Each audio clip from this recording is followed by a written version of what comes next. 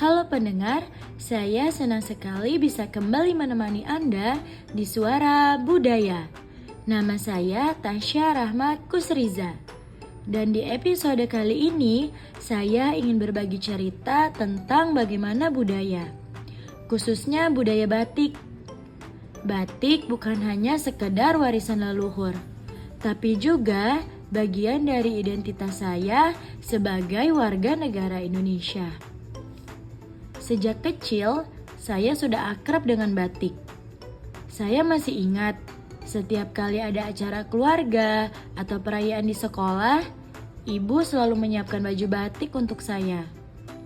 Awalnya, saya merasa batik itu terlalu formal, bahkan agak membosankan. Tapi semakin dewasa, saya mulai menyadari bahwa setiap batik mempunyai motif yang berbeda-beda. Contohnya ketika saya mengenakan batik parang, saya merasa seperti membawa semangat keberanian. Sedangkan saat memakai batik kawung, saya diingatkan untuk tetap sederhana dan seimbang dalam hidup. Jadi, batik bukan hanya sebuah kain, tapi juga pengingat nilai-nilai yang membentuk diri saya.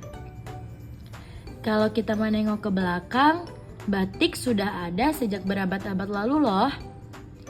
Di Jawa, batik dulu hanya dikenakan oleh kalangan bangsawan.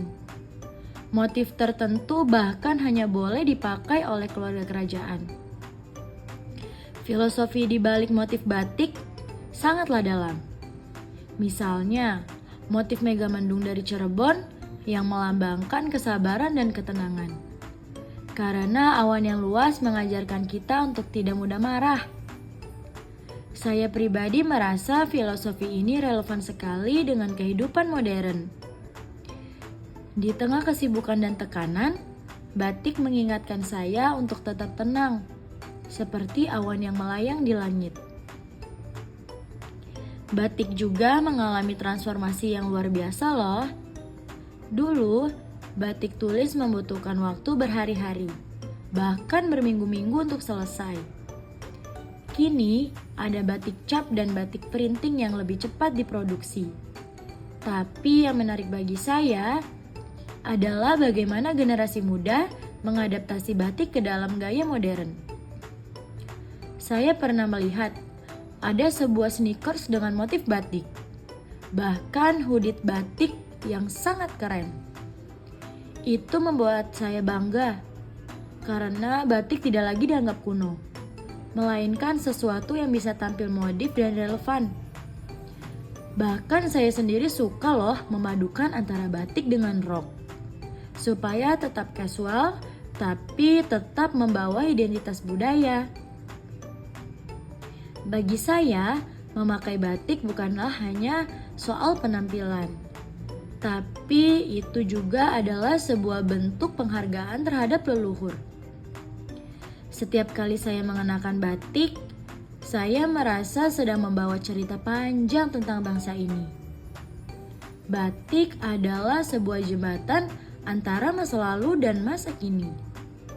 Batik itu menghubungkan tradisi dengan modernitas dan mengingatkan saya bahwa budaya tidak pernah statis. Budaya itu selalu hidup, tumbuh, dan beradaptasi. Dan tugas saya sebagai generasi penerus adalah menjaga agar batik tetap relevan. Bukan hanya sebagai warisan, tapi juga sebagai bagian dari kehidupan sehari-hari. Jadi, batik bagi saya bukanlah hanya sekadar kain bermotif, tapi batik juga merupakan sebuah identitas, filosofi, dan juga kebanggaan. Mari kita terus merawatnya, mengenakannya, dan membawanya ke panggung dunia.